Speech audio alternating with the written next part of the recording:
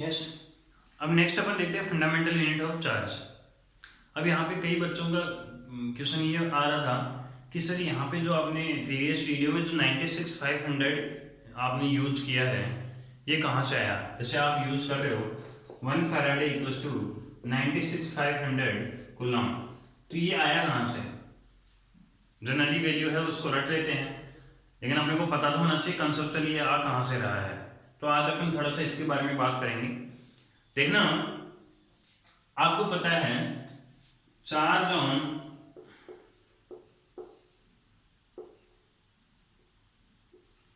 And one electron, एक electron पे charge हो कितना लिखते हो आप 1.6 इंटू 10 की पावर माइनस के 19 कूलम। इलेक्ट्रॉन पर चार्ज कितना होता है 1.6 इंटू 10 की पावर माइनस के 19 coulomb.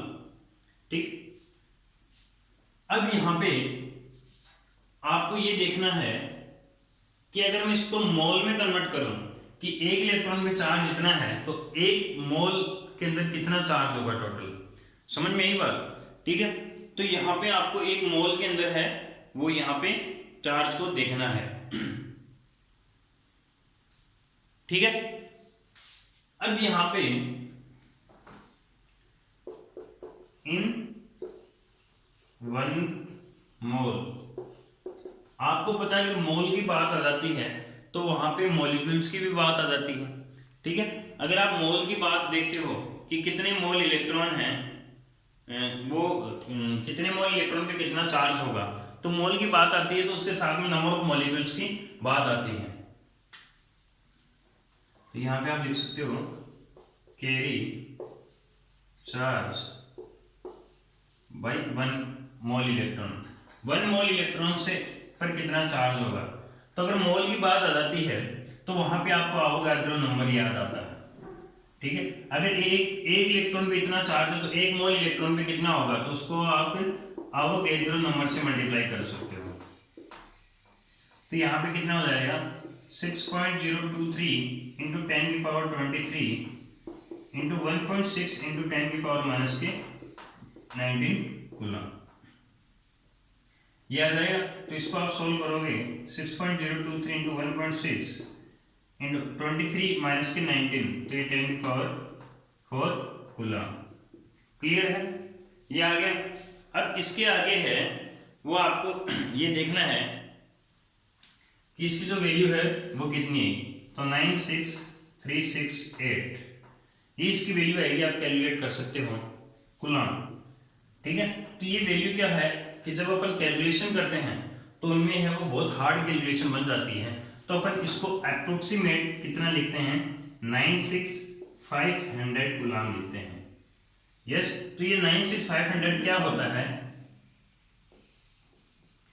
Carry charge by 1 mole electron. एक मोल इलेक्ट्रॉन पर कितना चार्ज होता है 96,500 कूलम चार्ज होता है।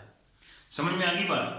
तो ये आपको इतना सा ध्यान रखना है कि 96,500 कहाँ से आया, क्योंकि ये एक इलेक्ट्रॉन की बात नहीं करते हैं, एक मोल इलेक्ट्रॉन की बात करते हैं। क्यों, क्योंकि आपने जैसे लास्ट वीडियो में आपने देखा था कि अपने सिल्वर कॉपर और Fe वाला जो न्यूमेरिकल किया था उसमें एक मोल जो सिल्वर था उसके लिए एक मोल इलेक्ट्रॉन काम में आ रहा था, मतलब एक मोल की बात कर रहे हैं हम वहां पे।